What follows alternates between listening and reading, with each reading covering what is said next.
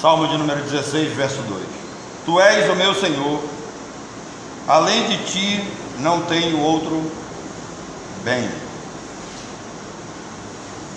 Irmãos, essa é uma expressão de Davi. Outra versão que temos ali, ó. A minha alma disse ao Senhor, tu és o meu Senhor, a minha bondade não chega à tua presença. Mas na versão atualizada ela é mais direta para todos nós. Davi diz, outro bem não possuo. Ou seja, quem pode de nós afirmar essa oração assim, sem vacilar, sem mentir? E por que eu estou falando isso para vocês? Eu estava brincando com a Ana e eu disse para ela, Ana, vou comer agora num faqueiro de prata italiano. Talvez eu pense até em vender esse faqueiro de prata italiano. Não queres comprar? Ela disse, não me interessa, porque não vai fazer diferença nenhuma. O faqueiro comum tem a mesma utilidade. E ela não sabia que eu estava, o que eu tinha em mente. Irmãos, partindo dessa ideia da Ana, ela tem razão.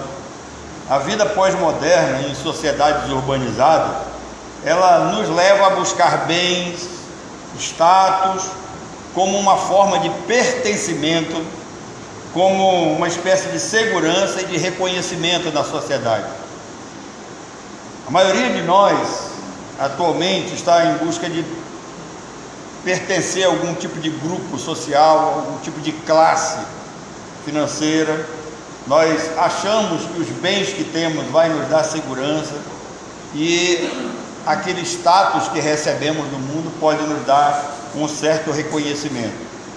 Mas nos nossos dias, ter é sinônimo de sucesso. Por isso, essa busca, ela é de certa forma desenfreada por parte de alguns. Mas a teologia da prosperidade criou crentes amaldiçoados. E vem a ideia para nós de que aquelas pessoas que são crentes e que não são ricas é porque são amaldiçoados, é porque estão em pecado, é porque nasceram para ser cauda, não vão ser cabeça. E essas coisas têm invadido não só a igreja, o mundo, mas a mente também dos verdadeiros crentes. E nós precisamos entender que esses bens que nós temos na vida não é proibido ter, mas também eles não podem nos dominar. Conheço uma frase filosófica que diz que não é proibido ter, o problema é aquilo que você tem passe a tomar conta de você. Então, smartphones, computadores, iPhones não são mais elementos de luxo, dentro dessa questão da tecnologia pessoal. Hoje todos nós temos algum tipo de aparelho tecnológico que vai nos ajudar nas nossas atividades, Parecem como ferramentas básicas de trabalho. Veículo próprio, ainda, ter carro ainda é sinônimo de autonomia, de mobilidade. O carro de luxo coloca as pessoas acima dos demais. Ninguém, na sua maioria, não está contente com o que tem, Casa, ou quem tem uma casa simples quer ter um apartamento num lugar de luxo, A posse de um imóvel ainda é vista como um símbolo de estabilidade e de sucesso. Roupas de marca, o consumo virou moda e essa moda virou uma espécie de forma de expressão, Também traz status para as pessoas. Quando esse ano nós tivemos um problema aí, quando uma deputada federal estava defendendo, a causa dos pobres, falando acerca de pobres que ainda passam fome, mas que ela estava com uma bolsa de 17 mil reais. Como é que você vai defender esse tipo de causa com uma bolsa de 17 mil reais? E dizem que essa de 17 mil é simples, tem coisa muito maior do que isso, Eu sempre dei bolsa para minha esposa, nunca passou de 100. A vida pós-moderna, ela nos empurra a buscar essas coisas, né? Tem gente que está sempre em busca de uma educação formal, diplomas, certificados, são bem simbólicos, né? Que abrem as portas, elevam esse status profissional, e ter um cargo, né, na empresa melhor que os outros traz isso como uma espécie de status, mostra, parece que essa pessoa é bem sucedida, mostra que essa pessoa se torna valorizada no meio dos demais, né? E hoje o que é comum para todos nós, segundo aquele homem que tomou conta do Brasil, né, ele disse que as redes sociais deu voz aos medíocres, né? Então os medíocres estão atrás de likes, de seguidores, né? E esses engajamentos em grupos sociais virou uma espécie de moda. Também tem aqueles que tentam levar um estilo de vida invejável, né? Viagens, experiências gourmet, gente que frequenta restaurantes caros, né? Ambientes bonitos, né? Passa uma imagem de sucesso, de pessoas bem-sucedidas. Relacionamentos ideais, nós nunca teremos uma família perfeita, um parceiro ideal, uma parceira ideal, mas é possível desenvolver uma vida conjugal amorosa e vitoriosa dentro de casa, né? Autonomia financeira, ser independente, não depender de ninguém, é visto como um sinal de maturidade e de conquista. O importante é perceber que a vida nos leva a ter, o pensamento dos nossos dias é esse, o importante é perceber que a vida nos leva a ter, e nem sempre, agora falando para a nossa realidade, aquilo que temos nós precisamos para viver. Tem muita gente correndo em busca do supérfluo, em busca daquilo que não vai produzir satisfação nenhuma. Então, vivendo assim, a vida se torna cansativa, enfadonha, estressante, fútil, quando as pessoas vivem correndo atrás dessas coisas. Gente que se desespera, gente que cansa, gente que vive estressada, gente que vive com um sentimento de derrota por não atingir essas coisas, gente que até entra pelo aquele caminho da depressão espiritual. E aqui cabe uma pergunta que eu quero fazer para os irmãos: como você deseja morrer? A Bíblia mostra duas figuras a serem observadas por nós, o rico e Lázaro. E aqui eu quero reiterar a pergunta: como você gostaria de morrer? Como rico ou como Lázaro? Agora preste atenção, porque eu não estou defendendo a ideia de que morrer pobre e sem recursos é necessário. Eu não estou dizendo isso. Eu não defendo tal ideia. Eu defendo a ideia que se você pode ter sua casa boa, seu carrinho bom, você pode comer melhorzinho, se Deus está lhe dando isso, aproveite. Agora, nem eu estou defendendo a pobreza, e nem Jesus também defendeu a pobreza, mas alguns acham que a pobreza também pode ser o caminho para o céu e para a felicidade. Também não é. Tanto o rico, ele não vive bem, não vive satisfeito com o que tem, como o pobre também vive insatisfeito em busca de algo que também não tem. A Bíblia vai narrar para nós essa história aí, e alguns dizem que é parábola, mas eu vejo como uma história, porque numa parábola você não utiliza o nome da pessoa, e Jesus utiliza aqui. Ainda que a gente não saiba quem é esse Lázaro e não saiba quem é esse rico, parece que Jesus utiliza duas pessoas na época em que ele passou pela terra, esse período aqui em que ele viveu entre nós, e ele usa a história de um homem rico e de um pobre mendigo que vivia cheio de chagas.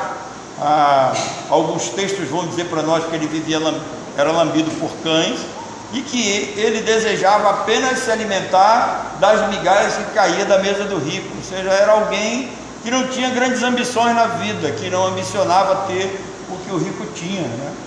E parece que o rico nunca também estava satisfeito com o que tinha, porque ele não conseguia repartir, ele não conseguia repartir aquilo que Deus havia dado para ele. Então eu não estou defendendo nem a ideia da riqueza, nem a ideia da pobreza. Eu defendo sempre o meio termo. Se Deus está dando para você aquela capacidade que você tem recebido de Deus para ser feliz, para ser alegre, mantenha, mas não esqueça de uma coisa: como eu e você desejamos morrer diante desses exemplos de rico e Lázaro, a busca de todas essas coisas que vimos, né? Status, bens, poder, ser reconhecido, altas posições dentro da sociedade, geralmente leva o homem a soberbo. Geralmente. Existem alguns no nosso meio que, quando eles começam a progredir um pouquinho, eles já se acham superiores aos outros, melhores do que os outros, e aí vem a questão da soberba. E a soberba, e a Bíblia vai dizer que precede a queda, né? Precede a ruína. A soberba parece como uma atitude arrogante, ela parece, né, como uma atitude arrogante, e esse ser que é presunçoso, ele se mostra autossuficiente. E aqui está um problema sério, irmãos. Nós não nos bastamos. Eu não me basto, eu dependo de outras pessoas, nós dependemos de outras pessoas. Às vezes, talvez a grande idiotice da teologia da prosperidade é que, se todos fossem ricos, onde estaria o padeiro que vai fazer o pão para nós? Onde estaria o açougueiro que vai cortar carne? Se ele também fosse rico, ele não precisaria trabalhar, né? Onde estariam então os pobres, se todos fossem feitos para viver assim? Então é uma idiotice sem tamanho, isso é de uma ideia idiocrática que não cabe na mente de ninguém. Então Jesus está chamando a nossa atenção para nós aprendermos a viver com moderação, aprendermos a viver com sabedoria, entendendo que de fato Deus colocou tanto o rico quanto o pobre no mundo, mas também colocou pessoas intermediárias, gente capaz de produzir, gente capaz de viver satisfeito com o que tem. Dê uma olhada no apóstolo Paulo. Paulo, ele é um exemplo para nós. Paulo, na condição de cidadão romano, ele poderia ter tudo que almejasse naquele período da história. Depois ele diz que, ao conhecer a Cristo, ele considera tudo como refúgio, aquilo que não havia mais valor nenhum. E esse homem que está terminando a sua vida, e ele dizendo assim: eu aprendi a viver contente em toda e qualquer situação. Talvez esse seja o grande segredo da vida, aprender a viver contente em toda e qualquer situação. Então, essa busca sem sentido, essa soberba, está frequentemente associada à queda espiritual e à ruína. A soberba, ela precede a ruína. Isso significa que a soberba prepara o caminho para a queda. É o orgulho pessoal, esse orgulho acima do normal, que vai preparar o sujeito para a queda, vai colocar você no caminho da queda. A soberba, ela é um dos pecados mais perigosos que pode acometer na vida de um ser humano, né? Interessante que até mesmo no ministério, Paulo nos alerta para que a gente tenha cuidado com o pastor novo. Ele diz que esse pastor, ele não deve ser neófito. O que é um neófito? Um neófito na língua grega é aquele recém-plantado, essa pessoa inexperiente, esse ramo novinho. E aí Paulo explica por que não deve ser neófito, por que não deve ser novo, por que não deve ser alguém sem experiência, para que ele não caia na condenação do diabo. E qual é a condenação do diabo? É justamente esse orgulho, essa soberba da questão da posição. Então, a soberba é um pecado perigoso, que quando nós começamos a praticá-lo, também nós não percebemos que estamos nos tornando assim. A coisa vai tomando conta do nosso ser e aparentemente está tudo normal. O soberbo não percebe que é soberbo. Então a soberba é esse orgulho excessivo que afasta a pessoa de Deus e dos outros. Ele começa a criar barreira entre ele e os outros. A soberba aparece como essa atitude de arrogância, que rejeita, que se coloca na posição de superioridade. Vou trazer aqui algumas características do soberbo para você. Em primeiro lugar, o soberbo se considera superior aos outros. Agora, esse superior significa que não tem ninguém acima dele, que não tem ninguém melhor do que ele. E esse é um problema grave, irmão, porque quando Deus nos coloca na igreja como membros de um corpo, e cada um de nós fazendo parte desse corpo, Ele está dizendo também que todo membro ele é importante. E aí, na funcionalidade do corpo de Cristo, né, todos os membros eles são importantes. Vocês imaginem se de repente aquele dedinho lá que tá? Ele se revoltasse, porque não quer ficar mais aqui, que aqui dentro do sapato é apertado, né? Alguns têm chulé, o negócio é quente, e ele resolvesse ficar aqui. Vocês imaginem quando vocês fossem se pentear com esse dedinho pequeno aqui. Ia trazer né? Seria uma aberração para o corpo. Então Deus sabe o que faz. Paulo diz que Deus dispôs os membros do corpo como lhe aprouve. Ele é o Senhor. E nós devemos entender que estamos no corpo colocados por Deus. Nós não nos bastamos, não somos superiores a ninguém. Pelo contrário, Paulo vai dizer que nós devemos ser servos uns dos outros. E a grande questão aqui é que quando nós atingimos talvez uma certa posição, um certo ponto social, a gente começa a esperar que os outros façam para nós. Muitas vezes eu fico, de certa forma, me perdoe, mas eu fico de certa forma incomodado quando, sabe, tentam me proteger como se eu fosse já um inativo. Não, o senhor não vai fazer isso, irmão. Se eu deixar de fazer isso, eu deixo de ser quem eu sou.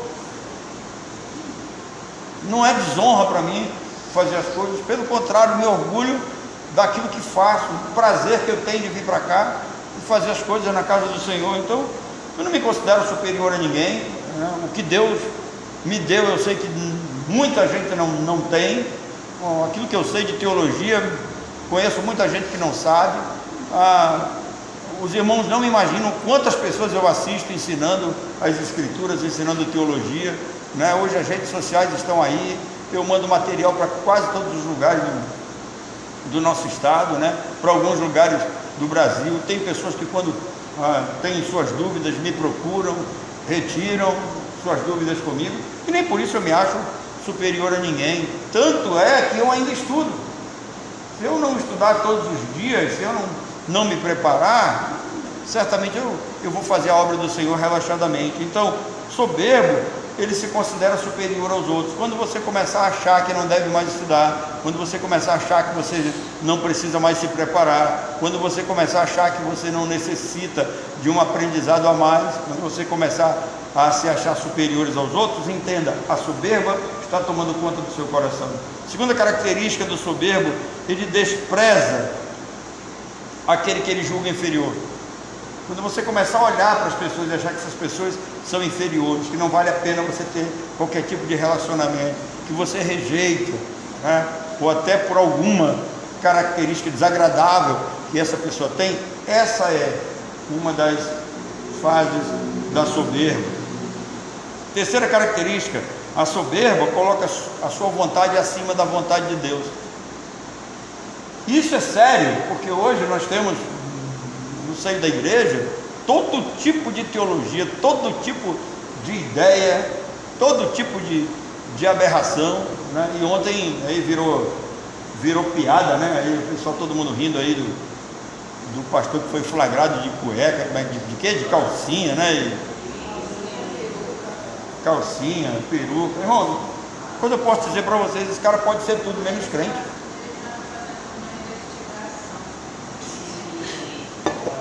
Só se for o diabo que mandou ele fazer essa investigação, pode ter certeza. Estava fazendo investigação a mando do diabo, né? Então, gente que coloca a sua vontade acima de Deus. E a reportagem que eu li diz o seguinte, de que de noite ele condenava, de dia ele condenava aquilo que fazia de noite. Então, gente que tem uma vida dupla, cara que critica o homossexualismo de noite, mas de dia, mas de noite vira homossexual. Cara que critica o homossexualismo à noite, mas pratica esse homossexualismo durante o dia. Então, gente de vida dupla, né, coloca a sua vontade acima da vontade de Deus. Gente que pensa que não vai ser atingido com o juízo do Senhor. Gente que pensa que vai viver a vida toda enganando os outros. Isso não existe. Uma outra característica, a pessoa quando se torna insensível. Sabe o que é insensível? Paulo vai falar da mente cauterizada, que já está petrificada, quando a verdade já não atinge, quando a verdade não faz diferença. Esse ser humano, ele é tão egoísta que ele acha que o ensino não serve mais para ele, o ensino serve para os outros. Tem aquela ideia, né, de que o pastor traz a mensagem no domingo e está um grupo aqui, aí alguém fica pensando, se o irmão fulano de tal estivesse aqui, né? E aí deixa eu dizer uma coisa para você, né? Deus não está falando para o irmão fulano de tal, Deus está falando para você, né? Deus está falando para nós que aqui estamos. Do irmão fulano de tal, Deus vai tratar. Então, a soberba, ela impede de ver como nós estamos caminhando para o fim. Esse é o quadro que esse rico traz para todos nós. Ele era tão soberbo que ele não estava vendo como ele estava caminhando para o fim, mas tanto ele quanto Lázaro estavam indo em direção ao fim, como todos nós. Geralmente eu vejo as pessoas dizerem, né, tem uma luz no fim do túnel, eu espero que essa luz seja Jesus, porque se não for ele, o nego está ferrado, né? A Bíblia vai trazer, ela tem uma série de advertências para nós com relação à soberba, mas talvez a mais dura é a que está em Tiago, no capítulo 4, no versículo 6. A Bíblia diz que Deus resiste aos soberbos. Então, quem tem um coração soberbo vai ter Deus como seu inimigo, vai ter Deus resistindo às suas ideias, às suas atitudes, às suas ações. Por quê? Porque a Bíblia valoriza o coração humilde.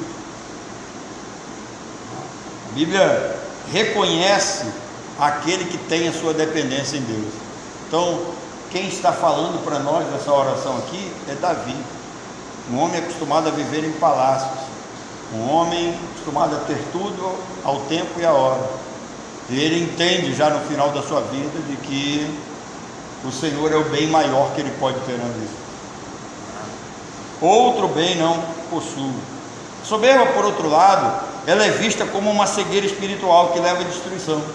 Na realidade, esse tipo de gente são cegos espirituais, pode ter certeza. Irmãos, é um engano achar que porque a gente conhece um versículozinho aqui, um versículozinho ali, que a gente conhece uma doutrina aqui, uma doutrina ali, é engano achar que nós conhecemos a palavra de Deus. Não, irmão. Pedro vai falar para nós acerca de leite. Tem gente que vai viver a vida toda, sabe, dependendo de leite, porque não cresce, porque não amadurece, porque não tem Deus como prioridade, não coloca as coisas do Senhor como prioridade na sua vida. E o fim dessa pessoa, infelizmente, é como esse rico, o fim amargo para quem assim procede.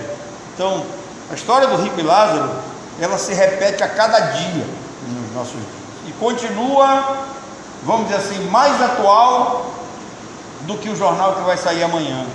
Ela só não é uma história que está falando do além de forma como as pessoas entendem. Algumas pessoas entendem que o fato de ser rico vai para o inferno, e o fato de ser pobre vai para o céu.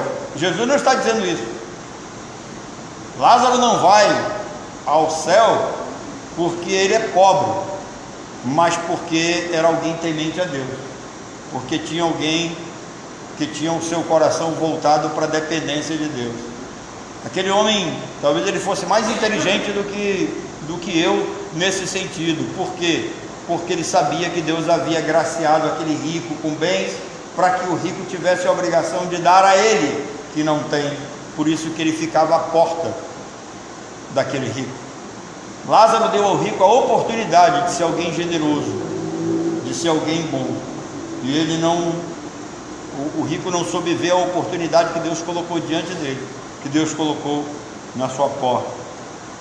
E aqui vai, para nós pensarmos aqui, alguns exemplos práticos com relação a essa amizade, né, entre o rico e o Lázaro. Existe uma indiferença diante do sofrimento que nós precisamos repensar. Os nossos dias são dias assim, observem, tem pessoas passando por dificuldade, necessitando de ajuda, e as pessoas estão filmando. Ou seja, pessoas em situação de rua, refugiados, idosos abandonados, quando deveriam merecer a nossa atenção e o nosso cuidado, nós simplesmente passamos de lado. É só olhar a parábola do bom samaritano, né? Por que Jesus conta a parábola do samaritano? Tem uma coisa interessante ali. Se vocês olharem, os sacerdotes passaram e olharam de lado e viraram as costas. Por quê? Eles estavam indo fazer o seu serviço no templo. Se aquele homem estivesse morto e eles tocassem no homem, eles não poderiam mais realizar o seu serviço. Então, o serviço que eles iam prestar era mais importante do que uma vida humana, e o samaritano mostra que não. Cada vida tem um valor, de fato, para Deus. Então nós estamos vivendo hoje, em nossos dias, a cada dia mais comum nós vemos pessoas em situação de rua, nós vemos refugiados abandonados aí, né? E possivelmente eu devo ir lá de novo na Operação Acolhida lá, ver o trabalho daqueles irmãos, mas gente que não tem mais condições de viver na sua terra. E não se enganem, é possível que em breve a gente tenha que passar por uma situação de aperto. O brasileiro aprendeu a viver como se nada chegasse a ele. E, irmão, nós estamos praticamente vivendo uma guerra aqui na fronteira. O Equador já colocou suas forças à disposição, e eu tenho certeza que esse responsável está governando o Brasil, ele vai botar o nosso país num precipício, e aí, de repente pode ser nós que tenhamos que sair das nossas casas, fugir daqui para um outro lugar. Então tudo aquilo que a gente planta, a gente acaba o quê? Acaba colhendo. Muitos vivem como Lázaro, ignorados por aqueles que poderiam ajudar. Agora, Jesus, ele nos desafia a enxergar quem está à nossa porta. Foi isso que eu disse para vocês. Aquele homem não conseguiu ver quem estava à sua porta. Lázaro não era apenas um mendigo. Lázaro não era apenas alguém que precisava de cuidado. Lázaro era alguém enviado por Deus, que estava na porta daquele homem para mostrar a sua soberba, a sua arrogância, a sua dependência do dinheiro e a sua supremacia sobre os demais. Ignorar o sofrimento alheio pode ter consequências profundas, não só sociais, como também espirituais. Todos nós temos uma alma dentro de nós. E às vezes eu fico observando certas pessoas, né, quando vejo alguém dizer assim, não, porque fulano é um artista famoso, ele está passando por essa situação assim, porque fulano se separou de cicrana, porque está doente, teve um câncer. Irmãos, nós estamos com centenas de brasileiros presos. Tem uma mulher de quase 70 anos que apanha todo dia na cadeia. Nós temos um ex-deputado federal que está com uma perna do tamanho da minha barriga, e olha que a minha barriga é generosa. O cara está para morrer, gente que morreu na cadeia. A gente olha para os outros, a gente olha para o país dos outros, e a gente se assusta, e a gente não consegue olhar para dentro do nosso país, onde teve um homem que morreu na cadeia. Irmão, nós temos um pastor dentro da nossa igreja que é um policial militar, e conversem com a esposa dele, com os filhos, ele sai de casa e eles não sabem se ele vai voltar. Então essas coisas são colocadas diante de nós para nos fazer o que? Pensar, sermos mais sensíveis, sermos mais amorosos, mais acolhedores.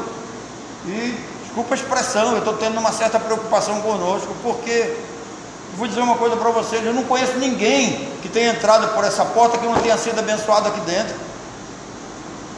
Eu não conheço. Podem fazer um levantamento de todos que entraram, todos que passaram por essa igreja aqui. Deus abençoou, gente que tem sido agraciado por Deus, e no lugar de se tornar mais amável, mais amoroso, nós estamos nos tornando o quê? Mais insensíveis. Estamos esperando só ser servidos. Estamos esperando só que alguém faça para nós. Então não deve ser assim. Não basta viver bem, é preciso viver com empatia. É preciso viver com humildade, com atenção a quem está à nossa volta. Eu não estou dizendo para você que a gente vai sair de casa distribuindo dinheiro e alimento para qualquer pessoa. Não. Nós temos que identificar quem realmente precisa. Nós temos que identificar quem realmente merece o nosso apoio e a nossa acolhida. Agora, lembra? Como é que começa essa nossa reflexão? Começa com a oração de Davi: tu és o meu Senhor. Irmão, Deus é o nosso Deus, Ele é o nosso Senhor, e além de ti eu não tenho outro bem. Que Deus nos conceda a graça de orar assim. Eu não disse o tema da nossa reflexão de hoje, mas eu vou dizer agora. Eu pensei com os irmãos hoje acerca dos bens que nós temos além de Deus. Esses bens que nós temos além de Deus, quando nós colocamos na frente do Senhor, nós nos tornamos idólatras, nós pecamos contra o primeiro mandamento, nós de certa forma viramos as costas para Deus. Nenhum de nós pode abrir a boca e não pode dizer que Deus tem sido bom, que Deus não tem sido bom conosco. Deus tem sido bom. Cristo nunca prometeu nos dar riqueza, mas Ele disse que as nossas necessidades seriam supridas, e Deus tem nos dado até a mais do que a nossa necessidade. Mas nós não podemos achar que Deus tem nos dado simplesmente para a gente usufruir. Porque eu quero terminar lendo 1 Timóteo capítulo 6 com vocês. 1 Timóteo 6, verso 17. Paulo diz assim: exorta os ricos do presente século que não sejam orgulhosos. É possível ser rico? Sim. Ser rico é dádiva de Deus? É. Mas tem uma recomendação: não sejam orgulhosos, soberbos, nem depositem a sua esperança na estabilidade da riqueza, mas que depositem a sua esperança em Deus, que tudo nos proporciona ricamente para o nosso aprazimento. Irmãos, aquilo que Deus nos dá, de fato, é para nós gastarmos conosco mesmo, para termos o nosso prazer. Entretanto, Ele diz que pratiquem o bem. É para nós, mas também não é para ficar acumulando. Esse praticar o bem tem um sentido: sejam ricos de boas obras, sejam generosos em dar, estejam prontos a repartir, que acumulem para si mesmo tesouro sólido, sólido fundamento para o futuro, a fim de que se apoderem da verdadeira vida. Então, sejam ricos de boas obras, generosos em dar, prontos a repartir. Que Deus nos abençoe, que a gente pense nisso. Eu fugi um pouco hoje da questão doutrinária, né? Teologia mais profunda, para trazer essa reflexão para nós, para falar um pouquinho conosco. E eu creio que Deus também falou com Jonas a mesma coisa. Eu não combinei nada com ele de trazer o texto que foi lido, nem o que ele falou, mas Deus combinou conosco aquilo que nós traríamos para vocês hoje nessa manhã. Então que Deus nos abençoe, que a gente olhe para esse exemplo e para essas mensagens que tem aqui em números, né, para a prática nossa, tá bom?